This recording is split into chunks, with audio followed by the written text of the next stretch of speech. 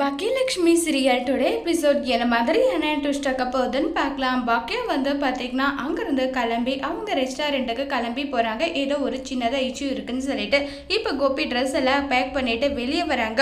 எவ்வளோ நேரம் மறுபடியும் உங்களுடைய ட்ராமாவை ஆரம்பிக்கிறதுக்காக வெயிட் பண்ணிட்டு இருக்கீங்களா? கிளம்பி போங்கன்னு சொல்கிறாங்க.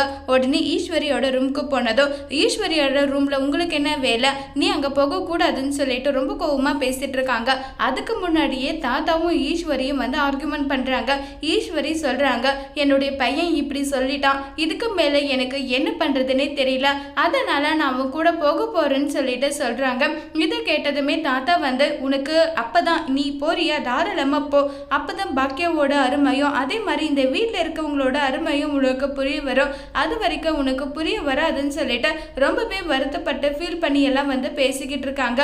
இதை கேட்டதுமே ஈஸ்வரி, அப்ப நான் போனாதான் உங்களுக்கு நிம்மதி, நானே எப்படா போவேன் சொல்லிட்டு தான் நீங்க எல்லாருமே காத்துட்டு இருக்கீங்க, அப்படி தானேன்னு சொல்லிட்டு ரொம்ப வருத்தப்பட்டு பேசுறாங்க. அப்படிலாம் கிடையாது, யாருமே அப்படி நினைக்கிற ஈஸ்வரி, நீ அப்படி நினைக்கிறனா சந்தோஷம், எனக்கு வேற வழி கிடையாது, நீ அப்படி நினைச்ச சந்தோஷமா நீ அப்படி இருந்துக்குன்னு சொல்லிட்டு ரொம்பவே வருத்தப்பட்டும் கோவப்பட்டும் பேசுறாங்க. இதை கேட்டு ஈஸ்வரி, நான் என் பையன் கூட போக தான் போறேன்னு சொல்லிட்டு பிடிவாதமா இருக்காங்க. இப்ப ஈஸ்வரி பிடிவாதமா இருந்ததும் தாத்தாவும் கிளம்பி வந்துடுறாங்க. இப்ப நம்ம கோபி நேரா ஈஸ்வரியோட லக்கேஜ் எல்லாம் எடுத்துட்டு வராங்க. உடனே நம்ம கோபி நான் மட்டும் கிடையாது, அதே மாதிரி ராதிகா மட்டும் கிடையாது, என்னுடைய அம்மாவும் என் கூட வராங்க, நீங்க எல்லாரும் வேணும்னா மாறலாம், ஆனா எனக்கு துணையா இப்பன்னு இல்லை, எப்பவுமே என்னுடைய அம்மா எனக்கு துணையா இருப்பாங்கன்னு நினைக்கும் போது எனக்கு அவ்வளவு சந்தோஷமா இருக்குன்னு சொல்லிட்டு எல்லாம் பேசிக்கிட்டு இருக்காங்க. உடனே இனியா, பாட்டி என்ன பாட்டி இது, நீங்க எங்களை விட்டு போறீங்களா, எங்களை விட்டு போகாதீங்க பாட்டின்னு சொல்லிட்டு எல்லாரும் வீட்டுல இருக்கவங்க எல்லாருமே சொன்னாலும் ஈஸ்வரி எதுவுமே பேசாம அமைதியா இருக்காங்க. உடனே ராதிகா, இங்க பாருங்க கோபி, இருந்த சீன் கிரியேட் பண்ண வேண்டாம், போலாமேன்னு சொல்லிட்டு ராதிகா சொன்னதும் கோபி அதே மாதிரி ஈஸ்வரி கிளம்பி போகும்போது கரெக்டாக அங்கே பாக்கியா வந்துடுறாங்க.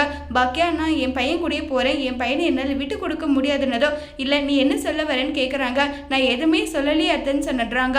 உடனே அப்போ நானும் இந்த வீட்டை விட்டு போகணும் தான் நீ நினச்சிட்டு இருக்கேன்னு சொல்லிட்டலாம் ரொம்பவே வருத்தப்பட்டு பேசிக்கிட்டு இருக்காங்க. இதை கேட்டது ஈஸ்வரி கிளம்பி போயிடுறாங்க. இப்போ உடனே தாத்தா விடுமா, அவளுக்கு அங்கே போனாதான் இந்த குடும்பத்தோட அருமை, உன்னை பற்றின அருமை எல்லாம் தெரிய வரும்னு சொல்லிட்டு தாத்தா பார்த்தீங்கன்னா பாக்கியாவை சமாதானப்படுத்திட்டு இருக்காங்க. இப்ப நம்ம ராதிகாவோட வீட்டுக்கு போறாங்க. ஈஸ்வரி வந்ததை பார்த்ததும் ராதிகாவோடைய அம்மா ஷாக் ஆகுறாங்க. அதோட இந்த எபிசோட முடிச்சிருக்காங்க.